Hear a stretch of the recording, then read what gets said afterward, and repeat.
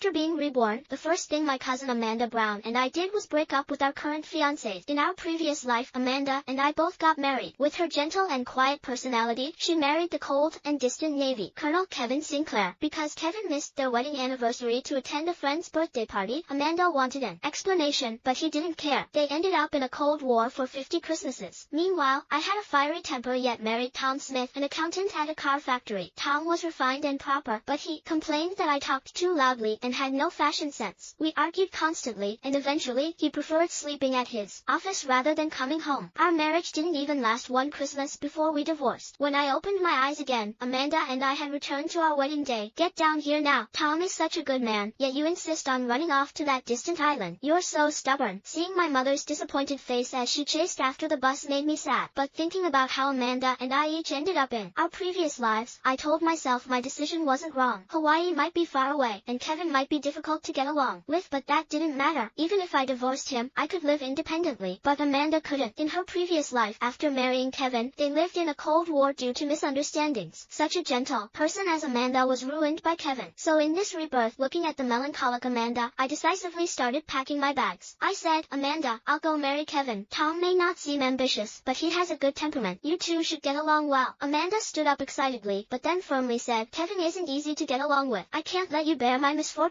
I replied, Amanda, it's okay. Christmas Grandpa didn't specifically designate who had to be Kevin's fiancé. Although Kevin is difficult, I'm confident. If life becomes unbearable in Hawaii, I'm not afraid. I demonstrated a set of freestyle fighting moves right there. Amanda broke into laughter through her tears and reluctantly agreed. Unlike Amanda's gentleness, I've practiced combat since childhood and am used to solving problems with force. That's why Tom, who considered himself an intellectual, and I never saw eye to eye, I found him tedious. He thought I was violent. Our marriage was unhappy, and we parted ways before one Christmas had passed. So this time around, I decided to let Amanda marry him. Tom lived close to home. Having family nearby would be better than Amanda being lonely and depressed on Hawaii Island like in her previous life. I held Amanda's hand and pleaded until she finally nodded helplessly. Fine, I agree. And so, I took my luggage and boarded the flight to Hawaii. I just didn't expect my mother to catch up so quickly. I thought I left a letter explaining everything clearly. What else is she worried about? I'm going to Hawaii. If I can't make it, I'll come back on my own. I shouted to my mother as she ran after the car. After a long journey, I finally arrived in Honolulu. I then boarded a military jeep heading to the base, hoping to get some sleep, but suffered from severe motion sickness. When I got off, my face was pale. I sat at the military post waiting for Kevin to pick me up. Thinking about how disheveled I looked, I felt relieved believing that someone as delicate as Amanda would never have endured this hardship. Kevin, why is there a strange smell in here? I feel so uncomfortable. Just as I was lost in thought, a sugary voice rang out. I looked up.